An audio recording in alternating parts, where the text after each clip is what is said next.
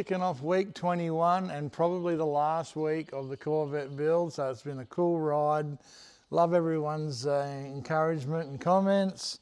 And this is the chassis setup. We've had the car running, and this is when we do all the bolt checks, all the wheel alignments. And the first thing we're starting off is we drop plumb bobs down off the front chassis rail, and then off the back of the chassis rail, then we ping a chalk line right through to the back of the car, and we're getting the diff aligned in the car properly. So we follow the chalk line right through to the back of the car, then we drop the string line down off the hub and do a measurement. So you can see down here, that's the change we made. We had to move the diff over to the left-hand side, only about 6 mil.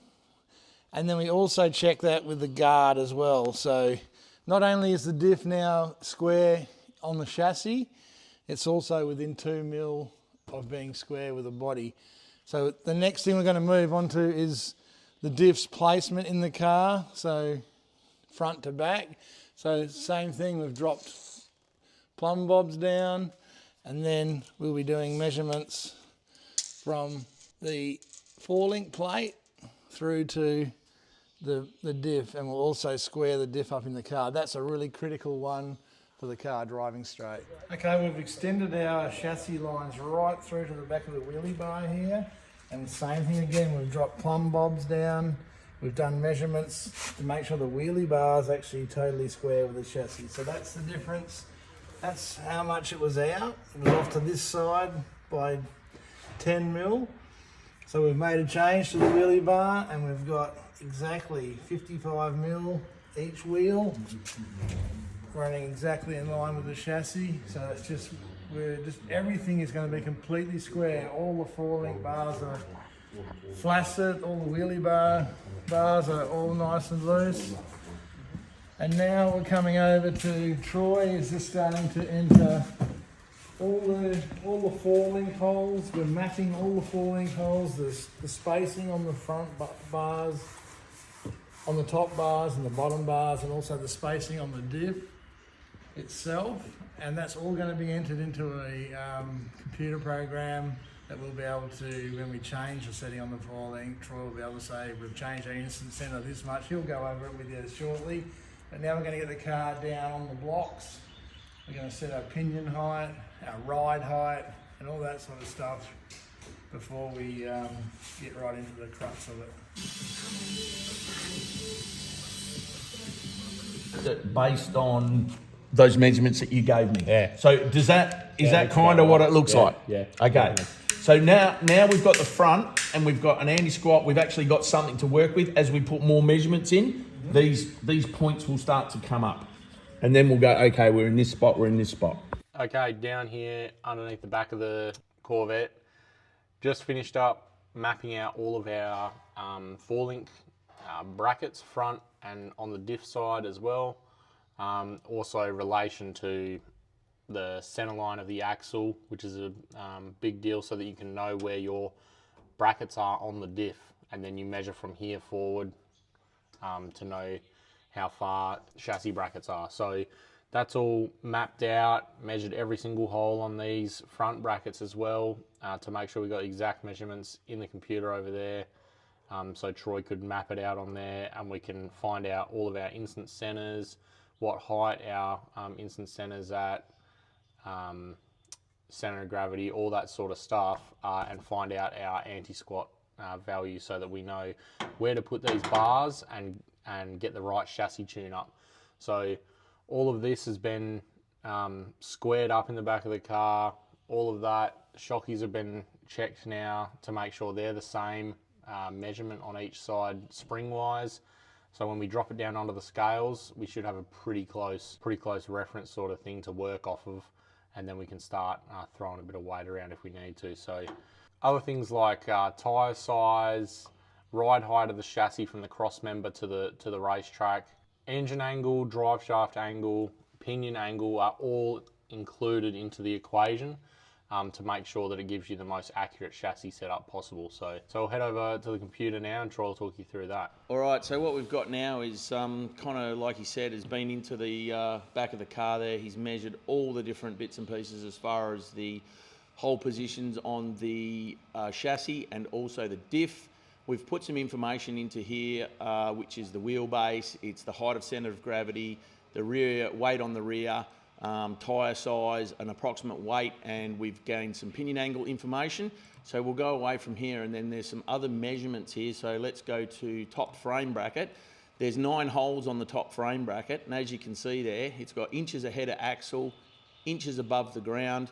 We plot that into the computer. It draws a graph there for us with all the holes in over here. So we'll just exit that, and then we go to what we've got here, which is the calculator. Now the calculator, what that does for us is that gives us an instant center based on the position that we've got the bars in the holes on the car. So the map of the car is now on the computer, and at any point we can come in here and we can just click one of these holes, and it will change the instant center straight away. So what we've sat down doing here is we've basically been sitting here and moving the bar in the computer, moving the holes, making sure that we've got exactly what we want in the car. And we didn't even have to touch the car, basically. So now we've put the bars into the position that we want it. This is what we're going to run. And at any point, we can come back in here, move the bar on the computer to a different hole and change the instant center. I don't know if you can see that, but as I press it just moves that blue dot, and that tells us what our instant center is and our instant center height and our anti-squat. So yeah, that's where we're at, and we'll go ahead and probably weigh the car now and just get a little bit more accurate information on that, and we'll plug that stuff in as well.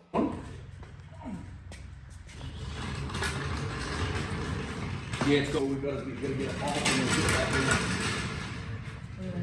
Look, but wait. Okay, we've got the car all buttoned up. We've got our race bag on top. We've got it fully fueled up like it goes to the start line with 15 litres of oil, 20 litres of fuel. We don't have Connor in there yet because we're just seeing what's going on with everything. But there's the Tirana's weight when we scaled it before the start of last season. And we come over to the Corvette now. 2,200 pounds. That'll be one of the lightest door cars in Australia. So all those little brackets, we took a lot of effort making them nice and light and not putting too much paint on the car, and all that effort that we put in, that's the result, 2,200 pounds. So if we had a 150 pound driver, like 68 kilo driver, the car would weigh 2,350. So this is one bad hot rod. It's over 120, 130 pounds lighter than the Tirana, which means when we're running the car in AA API, it's 5.4 pounds per cubic inch. So 5.4 times 393 cubes gives us, we could go to the start line at 2160, but the ANDA rule states that you must weigh a minimum of 2,400 pounds. So we're going to be able to get a lot closer to that 2,400 pounds when we're running in AA now. And then for double B, we're going to be able to place the little bit of extra weight that we need around our weight bars, around the car, and move it around to best suit our chassis tune-up. So we're going to have a very fast double A car. We're going to have a double B car that's going to slay with being able to move the weight around. And then as soon as we smack up all them auto records, we're going to take the A off the end and start bashing on these double B and double A manual records. Alright guys, it's Saturday morning and we just got the truck all cleaned up. Now my eyes are dead after looking at this glaring thing. Now we're going to get back into the shed and we're going to start working on doing the seat pour. We've never done this before, so it's going to be a bit of a trial and error thing. Just follow the instructions, and if we mess it up, you're going to know, because we can't really cut anything out here. It's sort of a one-take deal. So let's see how we go. So what we've got is Eco Foam, 2-part expandable foam. We're going to pour equal amounts of each into this bucket. We're going to go with like 1.3 litres of each. As Barty said, we've never done it. But we're going to just try 1.3 litres of each, really quick mix up. Have Connor in the car here hopefully with his body pulled right forward. Dump the mix down into here, because the main place he wants his packing is his back comes out on the seat on a bit of an angle like this. So he wants this back area filled in, and on this side here he needs a little bit of fill. Not so much there and not so much on the bottom. So we're going to have him forward. We're going to pour the goop in there, and God knows what's going to happen.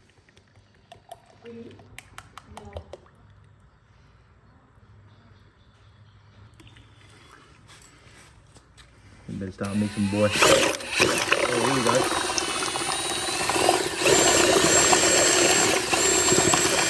Right, I gotta get in position. There, mate.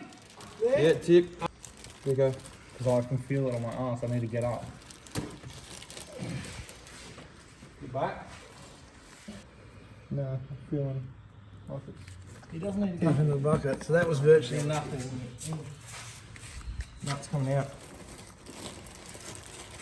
That was too much. Yeah, that was way too much because I was trying to actually wash it in. So as you can see, we've overcooked it a little bit here.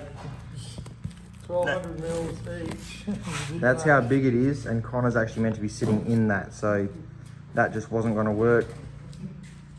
But now you can see it's actually starting to foam up. It's nice and warm, so there's a reaction happening.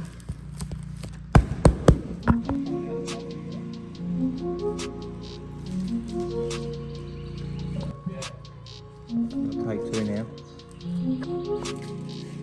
Try to go like that as well if you can.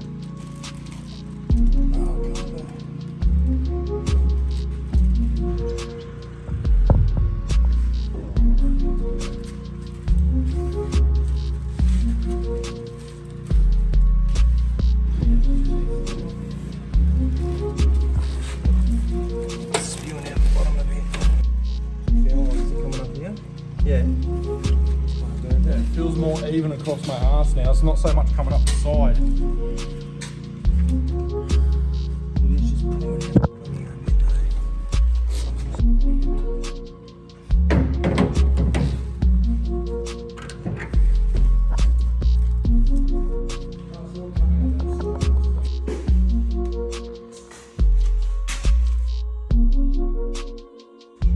So this doesn't look like your usual sea pool, and when you're a fatty, there's not enough room for all the material to go around, so it'll probably get trimmed there or something, trimmed across here, leave that bit, and then it'll be trimmed like that, because you don't need any under your butt, because we've already got the right amount of headroom.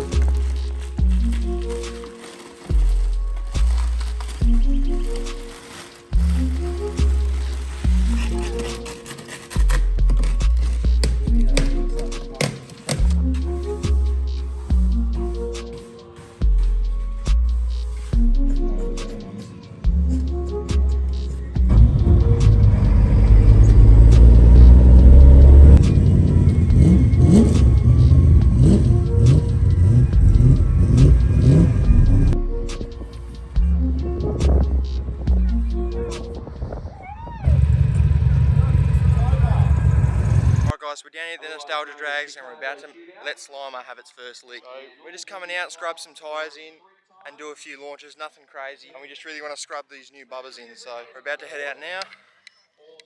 See how we go. I'm not scared, you are.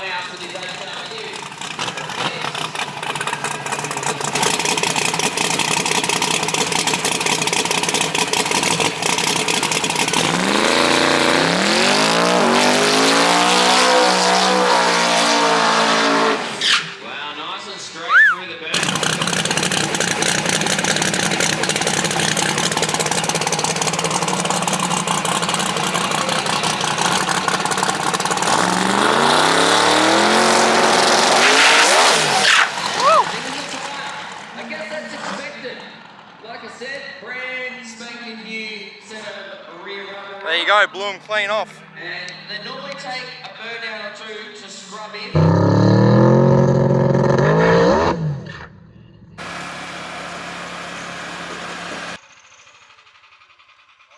that what it seemed like?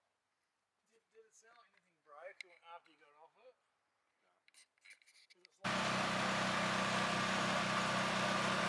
Right. Okay, that's the end of our test day. Basically, when the car launched, I noticed that it ended up only driving on one wheel. I thought, geez, we've broken an axle. And how could you break an axle on a big 40-spine gun drill deal like this? But what's actually happened is we've changed from the diff center that was in the car when we bought it and put our billet Tom's diff center in. And the splining on the spool is more central on the Tom's diff. And we're actually only picking up 5 mil of spline. So it's basically buzzed the splines off this axle. So it's an easy fix. We just need to put the spool from the original diff center back into our billet center, and that way the spline will pick up properly on the axle. So a bit of a dumb shit moment really, because it's probably something we should have checked, but basically you put the fucking axle in and it clicks in and you feel that it's driving, and it's just an oversight, but an easy fix. That's why you come to test days to sort these things out. We'll take it home, change the spool, and we'll be back testing again real soon.